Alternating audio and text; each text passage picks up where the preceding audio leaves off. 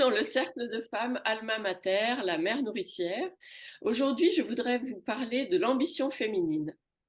Est-ce que les femmes qui accèdent à des hauts niveaux hiérarchiques ont quelque chose en plus? Et si oui, quoi? Est-ce que c'était un objectif qu'elles s'étaient fixé? Quelle est leur expérience en tant que femme dans cet écosystème encore très masculin? Voici quelques-unes des thématiques dont nous allons parler ensemble aujourd'hui. À travers mon parcours et celui d'autres femmes fortes, inspirantes et combattantes, vous allez découvrir de nouvelles idées qui vous feront changer de perspective. Les femmes qui vous parlent aujourd'hui ont testé concrètement dans leur vie les éléments qu'elles vont partager avec vous. Chacune a eu ses défis et en les transcendant, en les transformant, cela a abouti à des prises de conscience et une envie de les partager avec vous. J'espère que l'écoute de cette vidéo vous donnera des pistes de réflexion et plantera une graine dans votre cerveau et dans votre cœur pour continuer à avancer et à vous dire oui à vous-même. Je m'appelle Guylaine, j'ai 47 ans, je suis une femme, une entrepreneure, une mère, une amie, une compagne. Je suis une guerrière de la vie, j'ouvre les chemins, je suis une passeuse, je suis curieuse de tout et j'aime transmettre ce que j'ai expérimenté et ce qui a fonctionné pour moi, pour vous inspirer et vous faire gagner du temps. Aujourd'hui, pour parler d'ambition féminine, j'ai le grand plaisir de recevoir deux femmes qui m'inspirent au quotidien. Stéphanie Genix-Michaud, qui est directrice exécutive finance, supply chain et services chez Roche Diagnostics Canada. Virginie Jourdan, qui est co-gérante et directrice RH de la société Dalibo. Alors pour ceux qui ne connaissent pas votre secteur d'activité, je voulais peut-être que vous précisiez chacune dans quoi vous travaillez de manière assez rapide et puis ensuite on commencera avec les questions. Alors Stéphanie, vas-y par Ok, alphabet. ok. Mais écoute, moi, je suis dans ce qu'on appelle l'industrie pharmaceutique, plus précisément dans tout ce qui est diagnostic médical. Donc, on produit des tests, des instruments qui permettent de savoir si on a le Covid, par exemple, du cholestérol ou un cancer. Donc, c'est très large comme secteur. Et la supply chain, pour ceux qui connaissent pas bien, qu'est-ce que tu peux expliquer ce que c'est? La supply chain, c'est en fait les moyens pour permettre de livrer les produits aux clients, quelque part, pour le faire simple. Donc, c'est un peu sans supply chain, il y a pas de produits livrés. Super. Alors Virginie, explique-nous voilà ce qu'est Dalibo, parce que Dalibo, tout le monde ne connaît pas cette entreprise. Alors oui, c'est une entreprise dans l'informatique open source qui s'occupe de systèmes de gestion de bases de données PostgreSQL. C'est le concurrent open source d'Oracle. Et autour de PostgreSQL, on fournit du support, on organise de formation, on fait des conseils, du conseil et des audits. Voilà, et moi, je suis dans cette entreprise responsable d'agence, DRH et co-gérante. 3 casquettes. Super. Alors, on va commencer à parler de notre thématique du jour. Donc, la première question que j'aimerais vous poser, c'est est-ce que vous avez toujours eu un plan de carrière en tête? Est-ce que vous avez fait, par exemple, des choix de parcours universitaire, etc., dans l'objectif d'accéder à des postes hiérarchiques élevés? Ou est-ce que cela s'est fait, ou est-ce que c'était pas forcément une réflexion que vous aviez en tête, ça s'est fait au fur et à mesure, en découvrant aussi ces compétences qui peuvent, voilà, les études universitaires c'est une chose, mais quand on est dans le cadre du travail, on peut découvrir des choses qu'on n'avait pas découvert sur soi-même. Voilà, on va recommencer par Stéphanie, c'est par l'ordre alphabétique du prénom, et ensuite on enchaînera. Alors, c'est une très bonne question. Je dirais que, au contraire, je me définis comme étant l'inverse d'avoir eu une idée en tête précise. Et même maintenant, si tu me demandes qu'est-ce que tu veux faire plus tard, comme on demande aux enfants, eh ben, je sais toujours pas. Donc, je dirais que, en ce sens, j'ai jamais eu vraiment de vision très précise. Pendant les études, j'étais très attirée par tout ce qui était, tu vois, langue vivante, euh, étranger. Donc, maintenant, comme tu le sais, j'ai travaillé en France, mais aussi en Norvège et au Canada. Donc, il y a une espèce de fil conducteur. Mais d'un point de vue travail, travail, j'avais pas d'idée précise. En tout cas, c'est venu assez tard. C'est venu assez tard en école de commerce. Et et encore, j'ai choisi école de commerce parce que je savais qu'il y avait une variété de possibilités. Donc c'est un peu ça la clé, c'est que je voulais pas m'enfermer, quoi. Et je pense que c'est peut-être un point majeur qui est toujours valable aujourd'hui. J'ai besoin de savoir que j'ai des possibilités d'évolution, que j'ai des possibilités d'apprendre quelque chose de nouveau. Et puis, oui, voilà, sur le parcours scolaire, j'en ai parlé. Sur le but précis, pas vraiment non plus. Je dirais que l'ambition, en tout cas comme je l'ai perçue, c'était plus, tu sais, des opportunités et en fait aussi des rencontres. Parce qu'il y a j'ai eu des déclics et souvent c'est des personnes qui m'ont dit: «Ah, tu devrais faire ça, tu devrais être». La première fois où je suis devenue manager, c'est mon ancien, un une des inspirations de ma vie professionnelle, et qui m'a dit: «Ah mais t'es capable». Et moi j'ai dit: «Non, non, non, je suis pas capable». «Si, si, si, t'es capable». Tu vois, donc c'est aussi des rencontres pour me donner confiance, pour m'aider à me développer. Donc voilà comment ça s'est un peu construit. Super, merci. Alors Virginie, raconte-nous. Alors, c'est marrant parce que Stéphanie, on se connaît pas du tout et ce que tu dis, ça me parle beaucoup. Alors, parce que moi, quand j'ai choisi mes études, c'était des études à Genève pour être proche de mon lieu d'habitation et j'ai choisi Sciences Éco, pareil, pour les l'Arche de Boucher. Donc, j'avais pas d'appétence particulière pour ça, pour la finance ni rien, ni une vocation, comment une vocation. Et par contre, les matières que j'adorais pendant mes études, c'est la philo, la sociologie et les ressources humaines. Donc, ça aurait déjà dû me mettre la puce à l'oreille. Ensuite, j'ai eu envie de terminer mes études très vite après la licence et de me mettre dans la vie professionnelle. Et en fait, ce que j'ai fait très rapidement, et pareil, c'est grâce à toi, comme tu dis toi, c'est grâce à mon réseau en fait, à une rencontre qui m'a mis le pied à l'étrier tout de suite. Et mon premier job, c'était celui d'assistant de direction, donc rien à voir avec mes études ni avec finance, et pour une entreprise genevoise pour laquelle je pratiquais l'italien. Je suis italienne d'origine, et c'est une femme en fait que j'ai rencontrée à l'occasion de babysitting pendant mes études, qui m'a, qui a été en quelque sorte mon mentor pendant ces premières années et qui elle croyait tout de suite en moi. C'était dingue. Elle a vu des compétences et des qualités que moi je soupçonnais même pas, et elle m'a donné une confiance énorme. Et pour débuter ma vie professionnelle avec de l'assurance en fait, alors que j'avais 21 ans. J'ai perdu de vue cette femme-là, mais je lui en serais éternellement reconnaissante en fait, parce que vraiment elle m'a mis le pied à l'étrier. Et enfin, ce qui est important aussi pour moi, c'est que j'ai été élevée dans une famille très unie et très aimante. Et, et ça, avec des parents qui m'ont donné beaucoup d'affection, beaucoup de confiance, une masse de confiance en fait, et une éducation qui m'a donné aussi des valeurs, et c'est ma colonne vertébrale. Et c'est cette structure solide en fait qui me permet d'avancer dans la vie privée et vie professionnelle en sécurité et très très bien entourée. Et j'ai eu aussi la chance de rencontrer mon mari, qui est mon premier soutien, qui sait aussi me remettre en question quand il faut, qui sait aussi être fier de moi et le dire. Ça, c'est génial. Quand il le ressent, c'est primordial en fait d'avoir un couple solide quand on a une vie professionnelle et une vie, quand il s'agit de jongler en fait entre vie professionnelle et vie familiale. Et enfin, sur cette question, je finirai par mes enfants. J'ai 3 enfants qui sont une source inépuisable d'énergie et de fierté.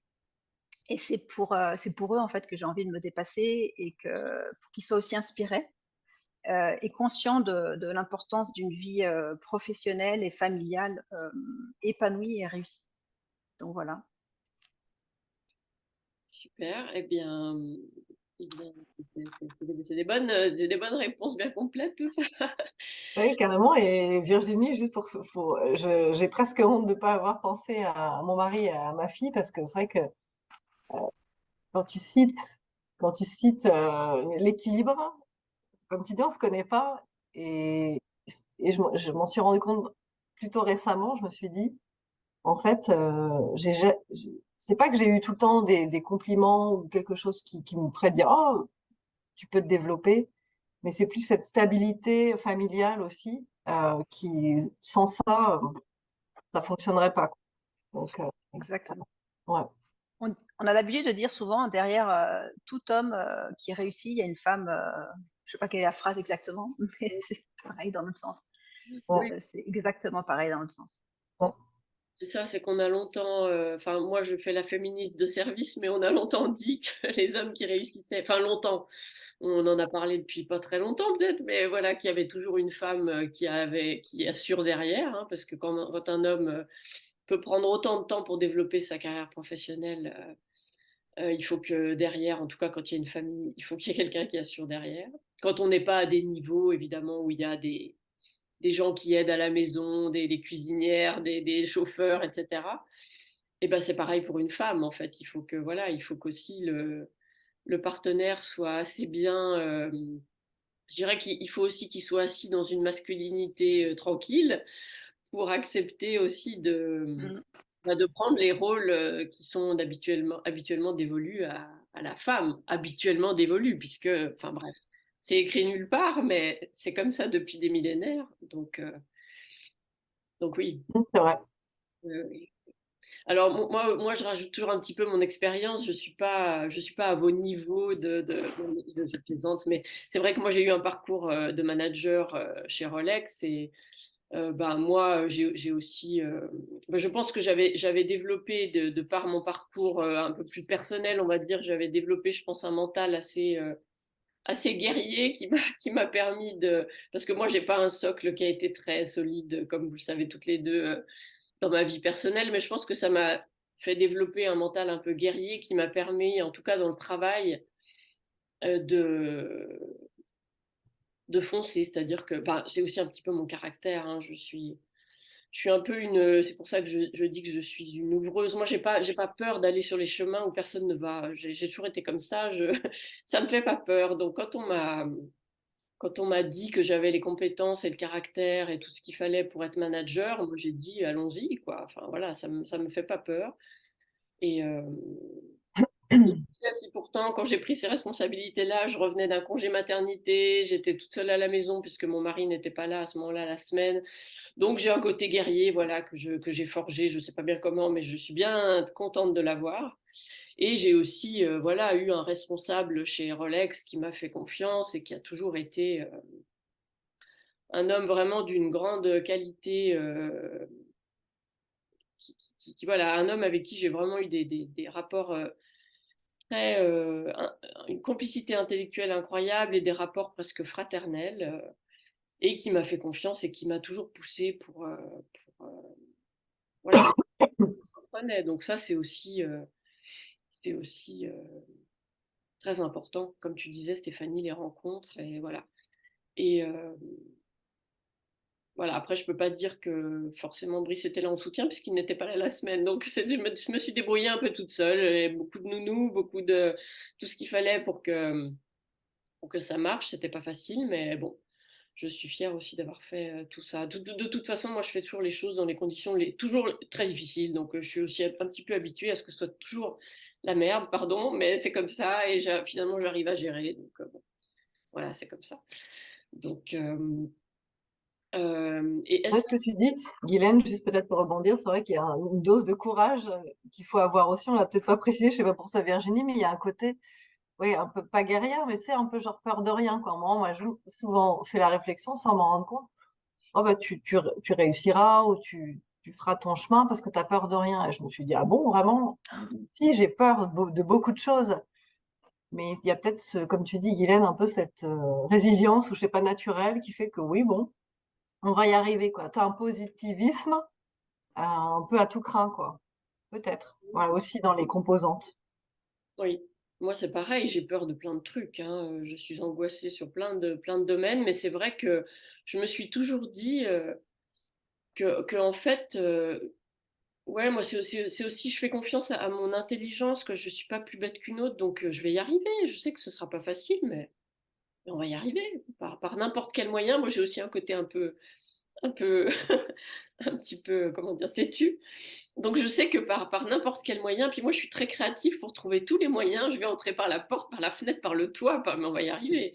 Donc voilà, je pense que tout ça, ça a permis que je réussisse dans tout ce que j'ai entrepris, en tout cas chez Rolex, puisque je peux le dire, parce que maintenant j'ai une lettre de recommandation qui est assez positive, donc je pense que je peux le dire. Voilà. Donc on va, bah voilà, on parlait justement on va continuer à parler de ça.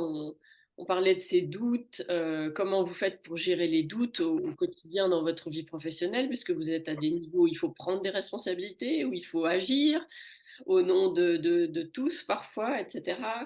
Et quel est votre rapport? Alors je vous donne plusieurs pistes et puis vous tirez celle que vous voulez.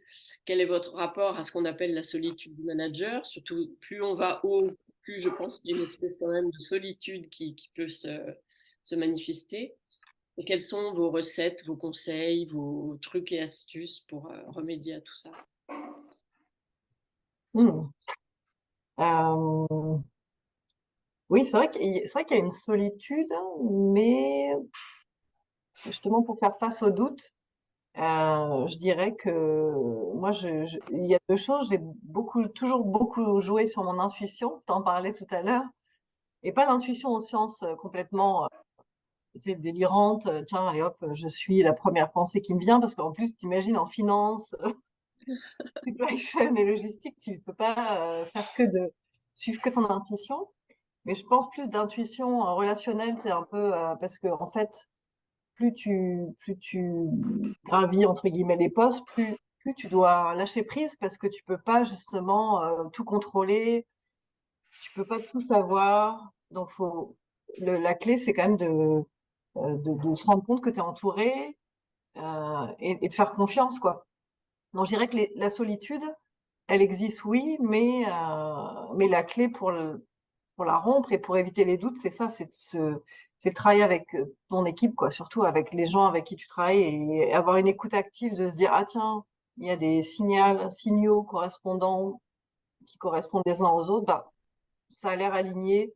Je vais creuser évidemment avec des faits, mais je vais pouvoir prendre ma décision collectivement avec le support des autres. Donc moi, ça m'enlève beaucoup de doutes.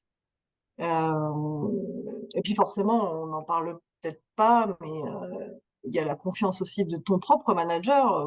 Est-ce qu'il y a une relation de confiance? Est-ce que tu arrives à établir cette relation de confiance? Je pense que c'est la clé. Si tu n'arrives pas à l'établir, c'est plus compliqué aussi forcément. C'est Donc, arrivé de ne pas, justement, de pas avoir, d'avoir eu des moments dans ta carrière où au-dessus, bah, c'est pas forcément. ah oui, oui, oui, plein, ouais. Plein, plein, Comment plein, mais faire, comment- je dirais que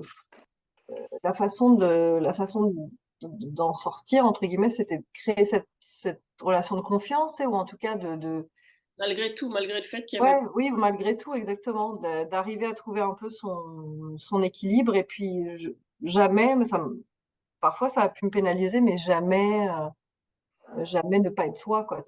Toujours essayer de se dire, bah, de toute façon, à un moment donné, je peux pas faire quelque chose auquel je crois pas. Donc, si j'ai des doutes trop longtemps, et ben, dans ce cas-là, je changerai de direction, quoi. Voilà. Hein, c'est un peu ça. Oui, donc Ou ça, de c'est. job, hein, ou de job. Oui, voilà, c'est important Ouais, de le dire parce que ouais, là, enfin, moi, le message que j'essaye de donner par toutes mes plateformes, c'est d'être soi et de se prioriser, de se remettre vers soi quand, voilà, et de pas faire des choses pour faire plaisir aux autres. Enfin, c'est catastrophique, on le sait bien. Donc, ouais. c'est Non, important. c'est sûr, à long terme, ça marchera pas. C'est sûr, à court terme, ça peut fonctionner, mais c'est sûr. Tout à fait. Alors, Virginie, qu'est-ce que tu en penses? Alors, par rapport aux doutes, oui, tout le temps. J'ai tout le temps des doutes, je pense que ça fait partie de moi, en fait. Je balance entre un syndrome de l'imposteur qui est hyper tenace. Je pense que c'est pas mal féminin ça, malheureusement. Et je balance entre un syndrome de l'imposteur et une confiance dingue, en fait, et l'envie de tout défoncer, de créer et de réussir pour mon entreprise. Et je vis avec ça depuis le début de ma carrière, en fait. Et je pense que ces 2 facettes, peuvent pas survivre l'une sans l'autre, en fait. J'ai besoin d'apprendre chaque jour, tu disais ça aussi Stéphanie. J'ai besoin de pression et de stress pour avancer. Et si je maîtrise totalement mon poste, si je n'apprends pas tous les jours, si je commence à m'ennuyer, si j'ai pas de pression, c'est terrible. J'ai besoin vraiment de pression et de responsabilité pour que ma créativité puisse émerger et que je puisse être productive. Donc ça, c'est vraiment un besoin, je me suis rendu compte assez rapidement. Ensuite, par rapport à la solitude du manager, ouais, je la ressens très fortement. Et il Et peut y toi, avoir... toi, tu as personne au-dessus. non, moi, j'ai personne au-dessus. Et en fait, j'ai senti une sorte de méfiance qui est très franco-française. Donc, vous qui êtes à l'étranger, je pense que vous allez comprendre ce que je dis, face au chef, en fait, et qui est très difficile à appréhender. De mon côté, en fait, j'ai jamais eu, en fait. Tout ça, ça vient de ma mère qui m'a dit depuis toute jeune, et qui m'a dit un jour, on est tous égaux. Personne n'est supérieur à toi, tu n'es supérieur à personne. Ne te laisse jamais maltraiter par quelqu'un, ne maltraite jamais personne. Et c'est pas parce que c'est ton chef qu'il est supérieur. Depuis le début, elle m'a dit ça. Et donc pour moi, on est tous de même valeur, on est tous dans le même bateau, on a des tâches et des responsabilités différentes, mais on va tous dans le même sens et avec la même importance pour l'entreprise. Donc c'est pour ça que j'ai du mal à comprendre un petit peu cette méfiance vis-à-vis du manager et du chef en général. Et cette phrase-là que m'a dit ma mère, ça a été comme un mantra depuis le début et j'y pense souvent. Et c'est aussi grâce à ça, je pense qu'à mes débuts, j'ai tout de suite été respectée. Et je pense que si on est respecté dès le début, ça nous permet d'avoir la confiance pour partir et pour évoluer indépendamment de ses propres compétences. Et en fait, si j'avais un conseil à donner, c'est la parité. Tu en as parlé un petit peu, Stéphanie, dans le côté entourage. Mais moi, c'est plus spécifique à la parité. En fait, c'est un terme que j'ai appris pendant ma formation à l'analyse transactionnelle. Euh, il faut savoir s'entourer de pairs, en fait, pour pouvoir partager les échecs, les réussites, pour pouvoir aussi partager ses doutes, pour pouvoir se défouler aussi des fois. On peut faire contre pairs et apprendre des expériences des uns et des autres. Actuellement, par exemple, j'ai mis en place plusieurs formes de parité, une avec ma co-gérante, qui est normale et qui est évidente parce qu'on est sur la même mission toutes les deux. Une autre avec les autres responsables d'agence, donc on est sur le même métier de responsable d'agence, et une autre avec une collègue qui est très proche de moi sur le fonctionnement intellectuel et, avec qui on a beaucoup d'émulation, beaucoup de partage, et c'est très très riche et ça me permet vraiment dans ma vie professionnelle d'avancer au jour le jour. Donc ça, ce serait le conseil, la parité. Ouais, c'est très intéressant, ouais, merci. Et non, et Virginie, ce que tu dis là, j'écoutais attentivement parce que c'est marrant. Tu parlais du leadership français et le côté avoir des pairs, pouvoir, tu sais, s'exprimer ouvertement, se défouler. Je me rends compte que je l'avais plus en France parce que D'accord. j'ai eu la chance, tu sais, d'être leader justement dans les pays du Nord, en Norvège et en Canada. Il y a beaucoup moins cette notion de chef, beaucoup moins. Donc en fait, tu as plus, comment dire, d'ouverture, Au Canada, tu le veux dire? dialogue au Canada aussi. Ouais. Ouais, ouais. Norvège et Canada, c'est très similaire finalement en termes de, tu sais, le chef. Mais en Norvège, j'avais dit, il n'y a pas de chef. Au Canada, il y a un chef, mais c'est beaucoup de consensus. Donc ça, je me rends compte. Donc ce que tu dis, Virginie, je suis totalement d'accord. Je me rends compte juste que je l'exerce moins, j'en ai moins besoin ici, D'accord. du fait de la culture. Mais avoir effectivement un moyen de se défouler. Euh, Même, pour peut-être conclure, Guylaine, là-dessus, il y a aussi un moyen de se ressourcer soi-même. Moi, je sais que quand j'arrive pas à me défouler avec, ou avoir un père avec qui tu peux t'ouvrir, parce que c'est pas toujours facile de trouver quelqu'un de confiance aussi. Moi, je pratique beaucoup la méditation. Je crois qu'on en avait parlé. Ça m'a sauvé, mais vraiment sauvé la vie personnelle et professionnelle. C'est-à-dire que je pense que j'aurais jamais pu me développer professionnellement et personnellement sans ça. Il y a des moments où j'ai besoin de lâcher prise, quoi, et de me dire, allez, il n'y a pas mort d'homme, tu vois, finalement, tout va bien. Donc voilà. Ça, c'est aussi un conseil, avoir du temps, même très court, de récupération, quoi. Tu peux Euh, nous donner, oui, justement, un petit peu creuser ouais. un peu comment tu fais, parce que la méditation, je sais qu'il y a plein de, il y a plein de personnes, pardon, pour qui c'est très abstrait. Enfin, voilà. Donc, comment toi tu la pratiques? Bah, en fait, moi, j'ai commencé avec vraiment des cours avec un, comment on appelle ça? Je trouve plus le nom. C'est pas un méditologue, c'est sûr que non. Euh, bon, en Quelqu'un tout cas, qui quelqu'un en présentiel. Mhm. Ok. Et puis j'ai appris quelques techniques moi-même. Et après, j'ai carrément, donc ce que je fais maintenant, c'est que j'ai une application. Je pourrais te donner les coordonnées, mais j'ai une application. Donc de temps en temps, je fais des petites séances, 5-10 minutes. Donc j'essaie d'en faire une par jour.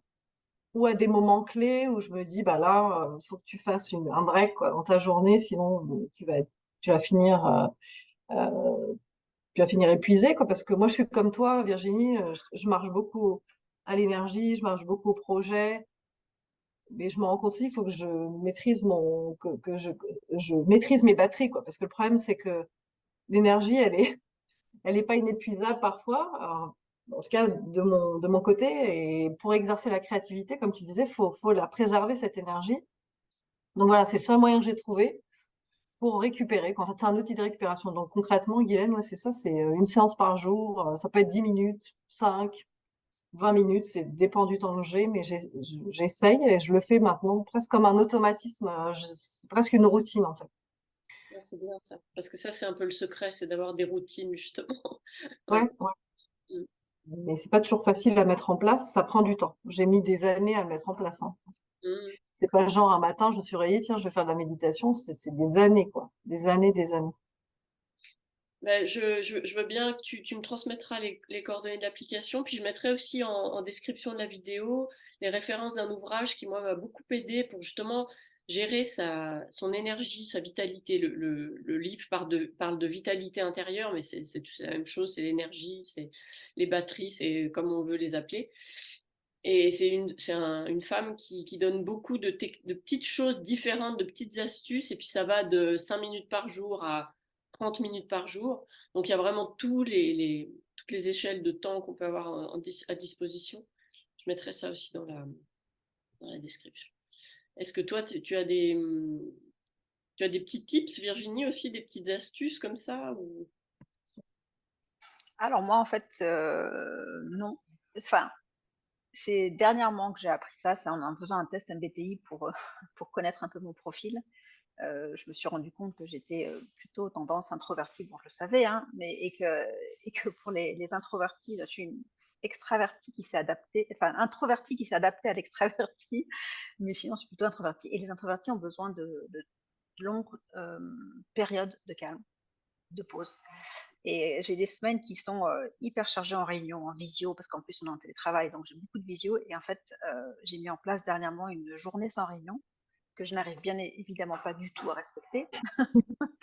Mais quand j'arrive à la respecter, c'est-à-dire que j'arrive des fois même à avoir juste une plage horaire de 3 heures pour moi, et alors là, ça me fait un bien fou. Ça permet de libérer toutes les idées qui sont coincées dans ma tête et qui me frustrent de ne pas sortir. Et ça me permet d'avancer sur des projets au long cours, etc.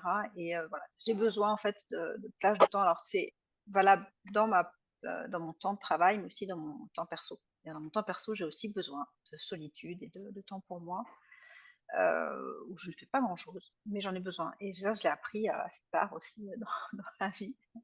Mais voilà, j'ai besoin de ça, moi. Oui, oui, oui. Ben, moi, si je rebondis sur ce que vous dites, moi, je suis clairement aussi un profil introverti qui s'adapte en permanence avec une hypersensibilité par-dessus. Donc ça, je ferai bientôt une émission sur l'hypersensibilité. Euh, donc, je combine les deux. Donc, moi aussi, j'ai besoin, en fait, pour me ressourcer, il faut que je sois seule. Alors, c'est pas toujours facile à trouver des moments de solitude. Bon, moi, ici au Canada, je veux pas me plaindre, hein, j'ai toujours travaillé à la maison depuis le début, donc j'arrive à en trouver. Mais c'est vrai que depuis que je suis là, je me sens beaucoup mieux parce que j'ai de longs moments seule et je suis parfois toute la journée seule. Enfin voilà, à part ma chienne, il n'y a que moi, donc c'est juste parfait pour moi. Et parfois les autres ont du mal à comprendre ça. C'est pas contre eux, c'est que pour moi, j'ai besoin de moments de solitude pour recharger mes batteries. Donc c'est le seul moyen. Donc maintenant que je l'ai compris aussi, moi ça fait pas très longtemps, hein, mais mieux vaut tard que jamais, hein. Moi ma des prises de conscience récentes, j'en ai eu plein. Donc il faut juste, une fois que je le sais, en tout cas j'essaye d'appliquer justement ces moments de solitude et puis la méditation aussi que moi je pratique. Bah, toujours accompagnée parce que j'arrive pas toujours bien à... Enfin, oui, c'est pas vrai. Parfois, j'arrive un peu toute seule. Mais c'est vrai que moi, c'est Fabrice Midal. La technique qu'il propose, en tout cas, moi, me parle. Et les vidéos qu'il fait me correspondent bien. Et la cohérence cardiaque aussi, ça, j'essaye parce que je sais que c'est très bon pour la santé de faire de la respiration.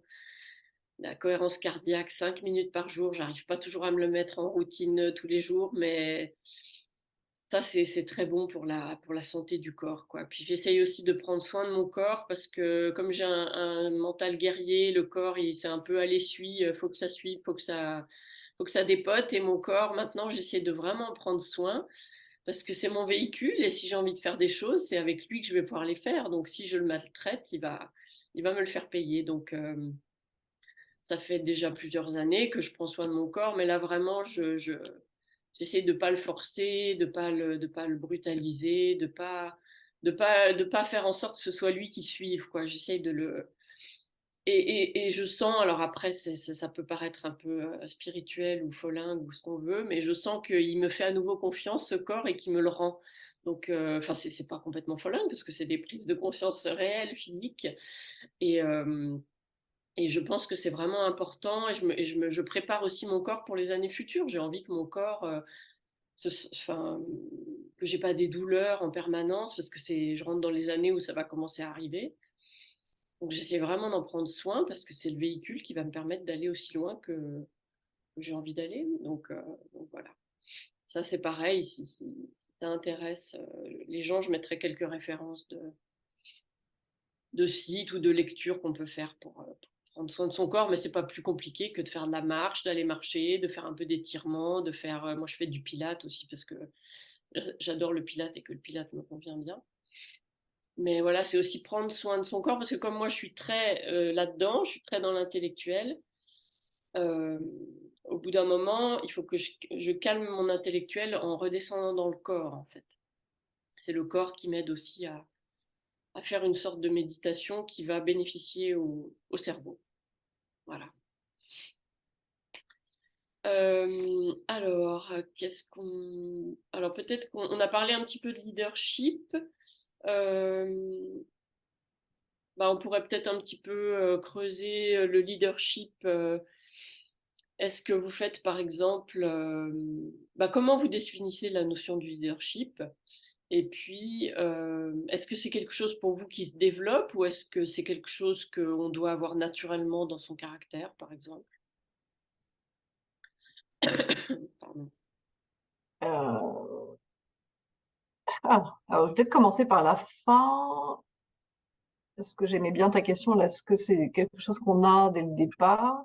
Là, j'aurais tendance à dire oui quand même, parce que souvent, et puis même pas que pour ma propre expérience, mais aussi parce que forcément, moi, je travaille avec des leaders, où j'ai formé des leaders, où j'ai développé des leaders, et je me suis rendu compte très vite que quelqu'un qui avait pas ça, tu vois, qui n'était pas attiré, ou en tout cas qui n'avait pas la capacité, je sais pas si c'est vraiment le bon terme, ça serait compliqué pour la personne. Donc, je pense qu'il faut quand même avoir une envie d'être dans cette position un peu de leader, d'avoir l'énergie qui va avec, donc je pense que c'est assez inné quand même. C'est ça que je veux dire. C'est assez inné.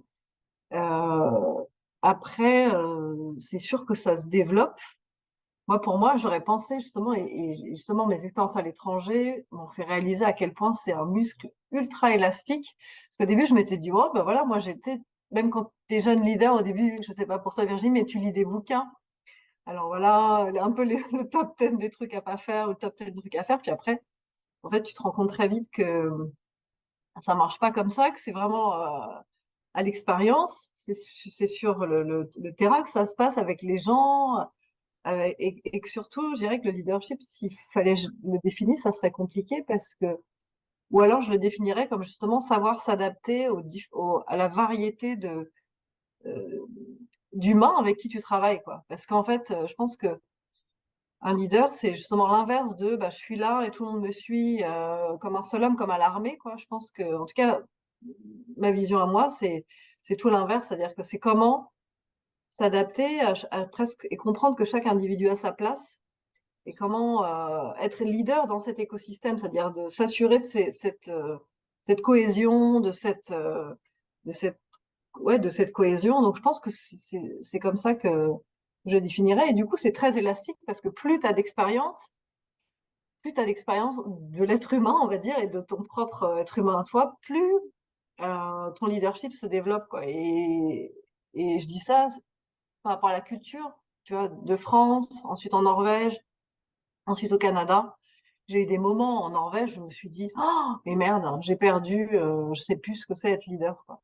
Mmh. Et en fait, non, j'ai eu des moments de gros doutes. Mais en fait, j'ai compris que non, c'était juste, fallait que je réadapte mon système un peu de pensée. Mais que finalement, c'était toujours des êtres humains, mais qui fonctionnaient différemment. Donc, en fait, c'est hyper, voilà, ce que je dirais, c'est très élastique. Donc, oui, ça se développe, ça se développe constamment, quoi. Ça se développe constamment et c'est très lié à comment toi tu es aussi à des périodes de ta vie, parce que je pense que si t'es pas bien dans tes baskets, ce leadership, il a tendance à faire un peu plateau, quoi. Puis d'un moment, tu vas dire, ah tiens, là, je me sens mieux. Voilà. Donc, je pense que c'est ça qui me vient par rapport à ta question. Je sais pas pour toi, Virginie, mais c'est. Alors moi, si je vais, il y avait plusieurs questions dans la question. Comment définir la notion de leadership? Je dirais que c'est savoir donner du sens, savoir donner envie, avoir du recul et du courage. Je pense qu'il faut avoir du courage aussi. Savoir décider même quand c'est difficile. Ne pas savoir tout faire aussi, c'est ce que tu disais, Stéphanie, tout à l'heure. Être leader, c'est pas savoir tout faire, tout connaître. C'est au contraire, pour moi, être un bon leader, c'est savoir bien s'entourer de personnes compétentes en qui tu as confiance.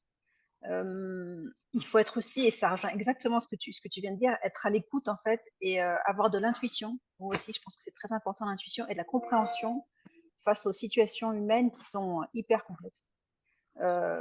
Qui comprendre ces situations humaines, avoir l'intuition, savoir trouver des solutions pour l'organisation de l'entreprise justement et pour pouvoir contrer ces problèmes humains.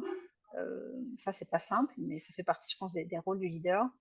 Et est-ce qu'on est né leader? Je pense aussi que, comme toi, qu'il y a une part d'inné. En tout cas, chez moi, il y a clairement une part d'inné. On m'a toujours qualifiée de persuasive, pour pas dire autoritaire, et assurée dans mes opinions. Et en fait, c'est dû aussi au socle de confiance en fait, et à l'équilibre de ma vie privée toujours. Mais comme tu dis, Stéphanie, j'ai aussi beaucoup appris en fait, et c'est surtout face à l'opposition en fait. Face à l'opposition dans ma carrière, j'ai appris à bien m'entourer. C'est super important d'avoir du soutien, à chercher des soutiens et aussi des guides. Et ça rejoint un petit peu l'histoire de fil rouge que je disais au début dans ma carrière, le réseau, les personnes. Euh, j'ai développé un peu ce leadership grâce à plusieurs personnes, grâce notamment à mon meilleur ami qui est décédé il y a 3 ans, c'est Olivier. Et en fait, il a su répondre à mes doutes sur la cogérance. Il était passé par là, il avait une confiance absolue en moi, en mes capacités, donc il a su me donner, hop, pareil comme la dame avant pour ma première expérience, c'était pour passer carrément un niveau au-dessus, bien au-dessus. Il m'a donné aussi une sorte de mantra. Alors, je sais pas si c'est un petit conseil, mais c'est devenu un autre mantra dans ma vie. C'est j'hésitais entre deux jobs, deux niveaux de responsabilité, et il m'a dit je vais pas choisir à ta place. Je vais pas te donner de conseils, mais je vais juste te dire va vers le poste pour lequel tu auras envie de te lever un matin de novembre, un lundi matin de novembre.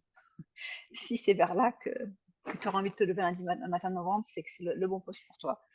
Et voilà. Et je pense que ce qui fait le leader aussi, c'est l'équipe. Tu l'as dit aussi, Stéphanie. C'est ton équipe, en fait. C'est l'équipe qui fait le leader. Et celle que je manage actuellement, c'est vraiment une super équipe qui sait me donner la reconnaissance. C'est important pour le leader. En fait, le leader a aussi besoin de reconnaissance. Ça va dans un sens, mais dans l'autre. Et du soutien au jour le jour. Et c'est très important.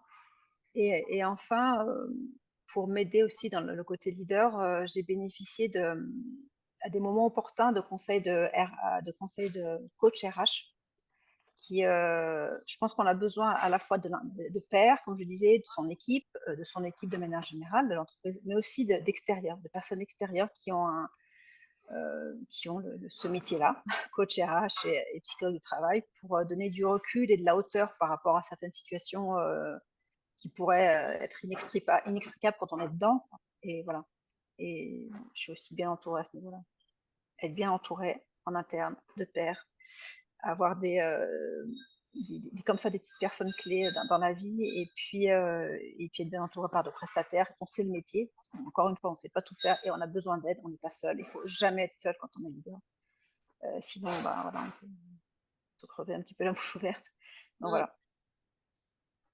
Ouais, ouais, ouais. Et si je peux partager aussi, oui, je vous rejoins. Pendant quelques années, je me disais non, ça peut se développer le leadership. Non, je crois que vraiment, il faut déjà avoir une espèce de, il faut déjà avoir l'envie parce que tout ce qu'on vient de dire, c'est quand même, il y a pas mal d'emmerdes à gérer, quoi. Donc, il faut déjà avoir envie de gérer les problèmes humains, ce qui est le plus complexe de tous les problèmes, parce que les problèmes matériels, ça trouve toujours une solution, mais les problèmes humains, c'est autre chose. Et moi, ce qui est intéressant, c'est que j'ai commencé à être manager quand je suis devenue maman. Et moi, j'ai vraiment fait un parallèle parce que j'ai trouvé, en tout cas, certains adultes dont je me suis occupée, c'était comme élever des enfants. Alors voilà, j'ai aussi un côté très maternel, moi, dans ma façon de manager. Mais j'ai trouvé que ça se ressemblait beaucoup, qu'il y avait certains comportements humains d'adultes qui se retrouvaient beaucoup dans un comportement d'un enfant de 4 ans, malheureusement. Donc, je ne parle pas des personnes les plus agréables à gérer, mais c'est pas grave. Mais de façon générale, j'ai trouvé que le management, ça se rejoint aussi un peu dans, on est un guide pour moi. Un manager, c'est un guide. Donc, et quand on est parent, pour moi, je suis un guide pour mon fils. Donc, c'est guider aussi les gens, c'est être au service des gens aussi. C'est-à-dire que moi, je me mettais toujours à... C'était moi qui devais mettre en place toutes les choses pour que l'équipe fonctionne. Donc c'était moi qui devais m'assurer que tout soit en place pour que le travail soit fait, rendu à l'heure, parce qu'on avait pas mal de pression pour les délais, etc. Euh, et moi, il y a quelque chose de très important pour moi dans le leadership, c'est je suis leader par l'exemple. C'est-à-dire que je ne demande pas aux autres de faire des choses que je ne sais pas faire ou que je ne vais pas faire.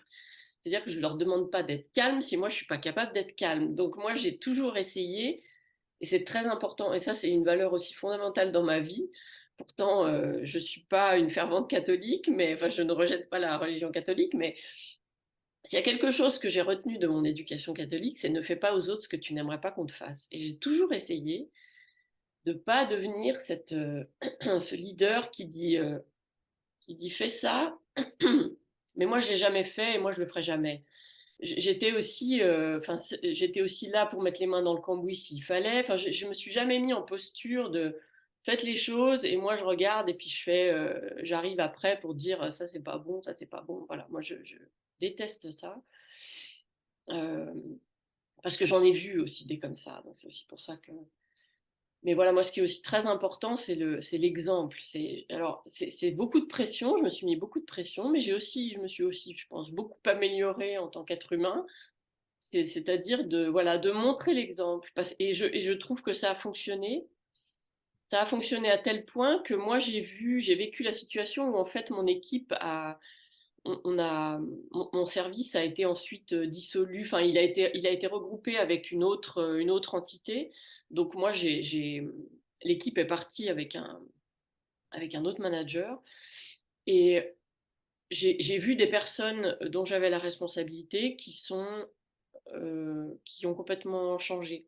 C'est-à-dire que sous ma responsabilité, euh, peut-être que je couperai, on verra, mais sous ma responsabilité, il y a des gens qui exprimaient leur plein potentiel et je les ai vus vraiment changer ensuite. Donc, je me suis dit que j'étais une bonne manageuse parce qu'il y a vraiment des gens dont je suis arrivée à extraire des choses qui ensuite ne sont pas restées. Donc voilà, après moi j'ai aussi je pense que ce tempérament guerrier fait que je suis une espèce de locomotive. J'ai vu aussi, et ça c'est beau, c'est vrai que ça apporte beaucoup de choses aussi dans le management, de voir parce que nous, on a pris donc la responsabilité d'un projet. C'était vraiment plein de conditions assez stressantes, mais on y allait quand même. Donc il y a eu cette espèce de mental de guerrier qui a bien servi. Mais j'ai vu que l'équipe me faisait confiance au point qu'elles sont parties avec moi, alors que c'était pas perdu d'avance, mais c'était compliqué. Et en fait, elles étaient derrière moi, quoi. Elles étaient là, elles me suivaient un peu à l'aveugle, quoi. Donc je me suis dit, waouh, à la fois c'est responsabilisant, il faut, faut, il faut être les pieds bien sur terre pour y arriver. Et en même temps, comme tu disais Virginie, c'est hyper, au niveau de la reconnaissance, ça apporte plein de choses, parce que tu te dis, waouh, en fait, j'ai une influence. Moi, ça m'a fait prendre conscience de l'influence que je pouvais avoir sur les gens. Et je trouve ça beau, parce que quand c'est fait pour le bien des personnes, bah, c'est beau. Et justement, ça m'a fait prendre conscience aussi que c'est à manier vraiment avec des pincettes parce que bah, si tu veux faire du mal aux gens, c'est facile aussi de le faire, quoi. Tu peux les emmener autant dans le trou que dans le succès. Et c'est ce qu'on a fait. Voilà, on était une équipe où notre reporting, il allait au conseil d'administration chez Rolex, c'est pas rien. Donc je suis hyper fière de ça et elles y sont arrivées. Je suis arrivée à emmener cette équipe pour qu'on arrive à faire du reporting régulier au conseil d'administration, etc. Donc voilà. Donc ça, c'est hyper aussi, c'est hyper valorisant et c'est hyper agréable de voir ça. Mais voilà, de nouveau, moi, c'est aussi l'exemple, c'est montrer l'exemple, même si parfois t'as tes faiblesses, t'as envie voilà, c'est des jours où tu peux être crevé, etc. Mais voilà. Et Guylaine, peut-être, exemple, c'est un bon terme. Et je pense qu'en plus de l'exemple, il y a aussi l'authenticité qui va avec. Parce que tu peux montrer un exemple, je sais pas, Virginie, mais des fois, si tu n'y crois pas du tout, je peux te dire que Bien sûr. ça, l'équipe ne suivra pas. Donc ça aussi, au début, moi, je me disais, il suffit que je montre l'exemple. Et en fait, je me suis rendu compte, c'est l'exemple et l'authenticité qui va avec, quoi. Sinon, ça devient complexe. Sur le long terme, en tout cas, avoir l'équipe qui te suit et qui croit au projet, comme tu dis. Donc, et juste une petite précision, voilà, par rapport à ce que tu disais sur l'exemplarité. Tu vois, parce que comme tu dis, on peut pas être toujours au top non plus.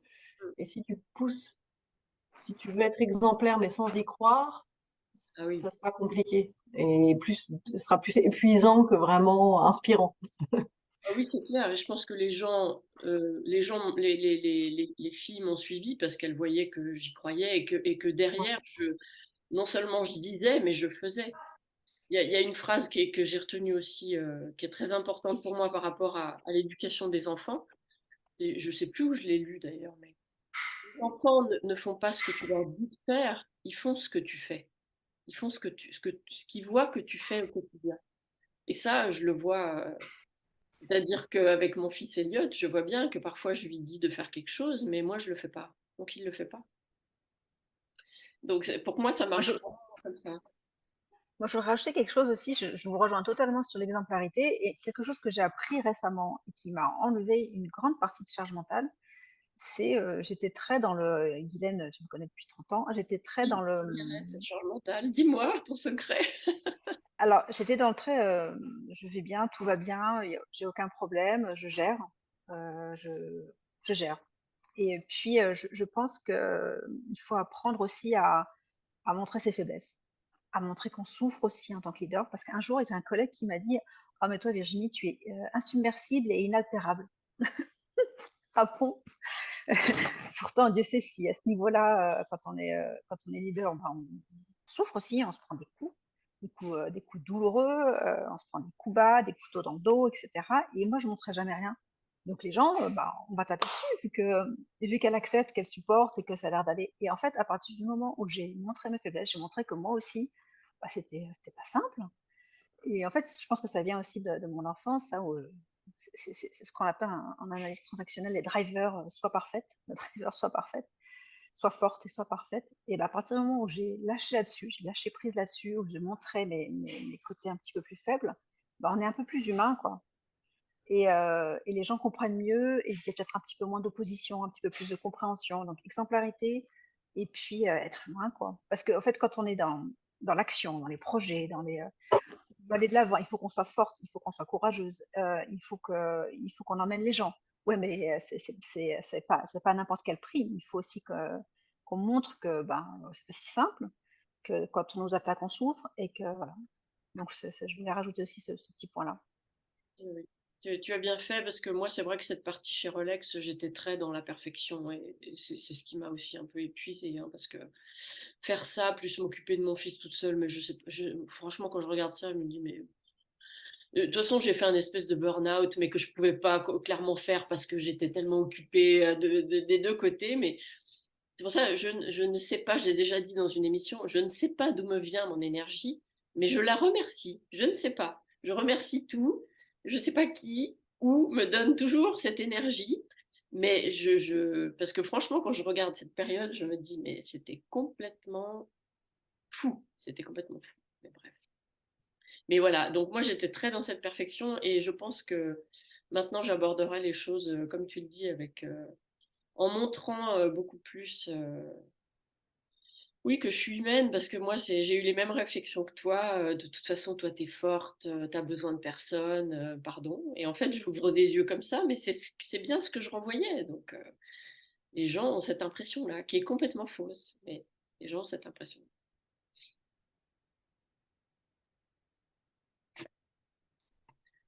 Alors, on va passer à autre chose.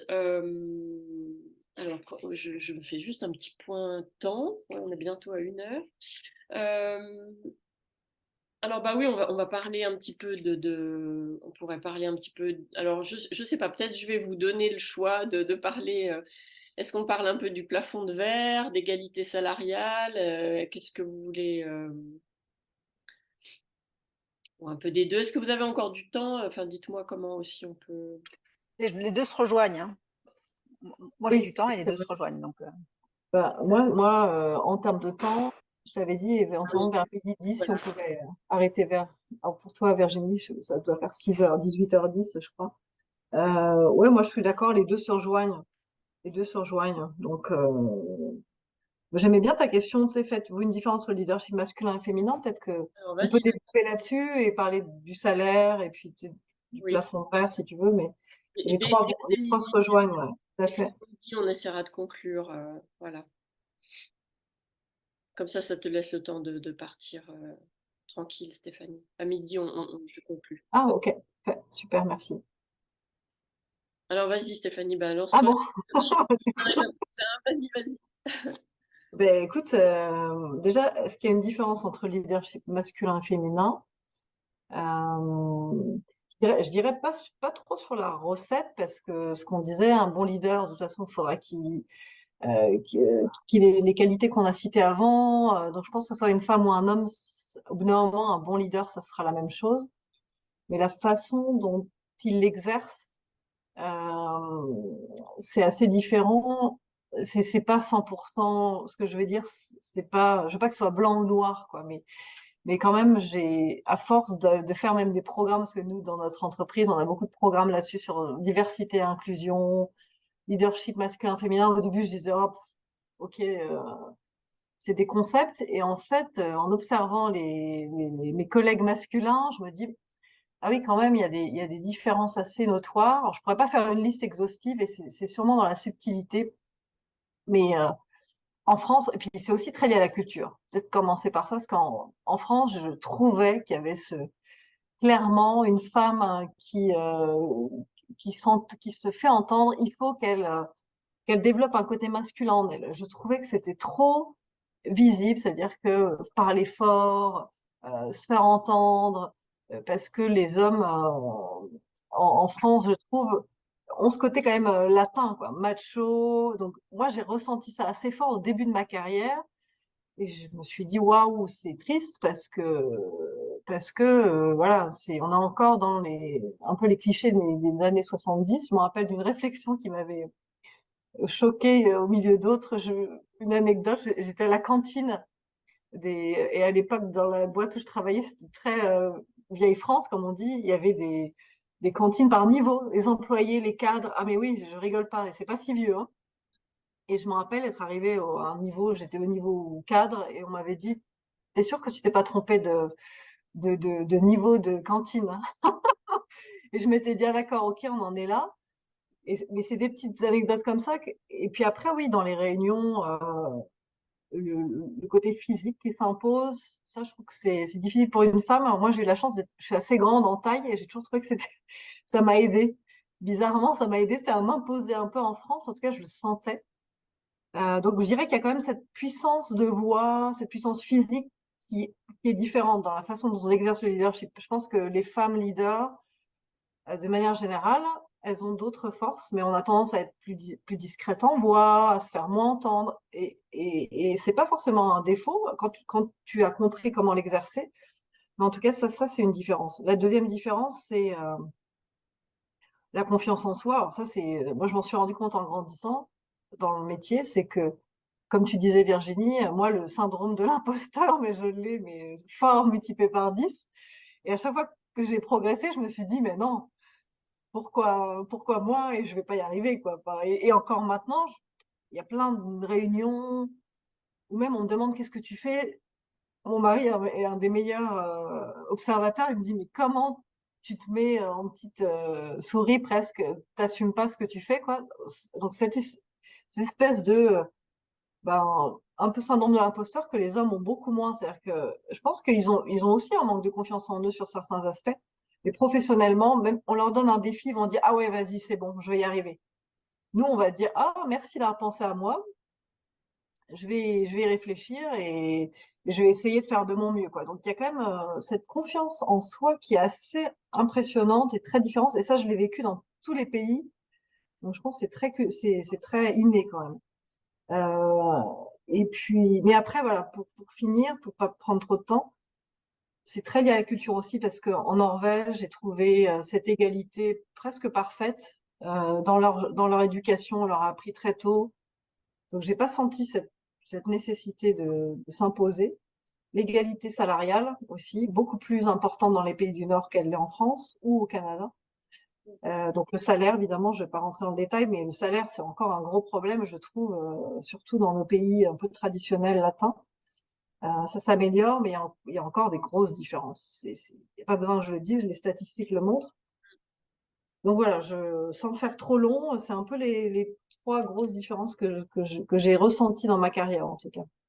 Je ne sais pas pour toi, Virginie. Alors moi, je vais enchaîner rapidement pour pas prendre trop de temps non plus. Déjà, j'ai la chance d'être dans une entreprise qui est une entreprise responsable avec un collectif fort, qui est ouverte au changement, qui est très bienveillante et qui, en fait, qu'importe le genre, seules les idées et les actions comptent, en gros. Donc, j'ai pu accéder à un niveau de co-gérance sans problème. J'ai pu avoir un petit peu quelques épisodes, on va dire, où je pense que le leadership entre femmes et hommes est différent, surtout sur la vision que les gens en ont. C'est-à-dire que j'ai pu me prendre comme remarque une fois quand j'avais un co-gérant masculin, comme quoi j'étais la secrétaire de mon co-gérant, alors qu'on avait les mêmes missions, les mêmes responsabilités. J'ai trouvé ça extraordinaire. Et j'ai pas le même genre de problème maintenant parce que on est deux co-gérantes, on est deux femmes. Donc là, je suis plus la secrétaire. Mais voilà, et je pense que c'est souvent dû, ces épisodes-là, c'est souvent dû en fait à des petites remarques. Les gens n'en sont pas conscients la plupart du temps. C'est dû à des automatismes de genre en fait. C'est-à-dire qu'on a, comme tu disais, Guylaine, on a été élevé là-dedans. Voilà. Mais sinon, je fais aucune différence dans le leadership masculin et féminin. On a les mêmes qualités d'efficacité, de courage, d'innovation. Pas de différence. Je pense qu'il y a, par contre, comme tu disais, Stéphanie, dans certains pays, et la Suisse dans laquelle je suis n'est pas très bien placée, comme la France, l'Italie ou d'autres. Euh, il y a beaucoup d'entreprises où il y a encore une vision hyper patriarcale, où le plafond de verre il est encore plus bas pour les femmes que pour les hommes. Et puis l'égalité salariale, pour moi, mais je me dis, mais par quel principe cosmique on peut dire qu'on va faire que les femmes soient moins payées que les hommes?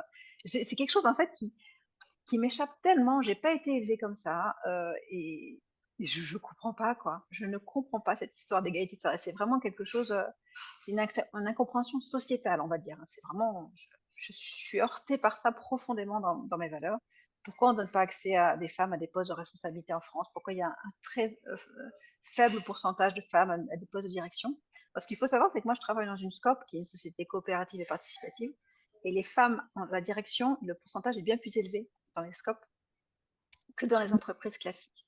Donc, je pense que c'est pas pour rien aussi que j'ai ce sentiment-là. Donc voilà un peu mon sentiment face à ça. Ouais, ouais. Bah oui, effectivement, moi, ce que je pourrais dire, quelle heure il est, ouais. Ce que je pourrais dire, c'est que, oui, alors, moi, j'ai été dans un environnement qui était très patriarcal, donc, voilà. Après, dans l'industrie, c'est encore très masculin, hein, c'est pareil, les statistiques sont là pour le, c'est pas moi qui le dis. Voilà. Après, forcément, bah moi, j'ai passé ma carrière là-dedans, donc j'ai pas d'autre vision, malheureusement. Au Canada, je peux pas dire puisque je travaille pas dans des entreprises canadiennes. Mais pour ce que j'en ressens comme ça, j'ai l'impression, comme tu dis, Stéphanie, que en tout cas, l'égalité salariale, on n'y est pas au Canada, hein, apparemment.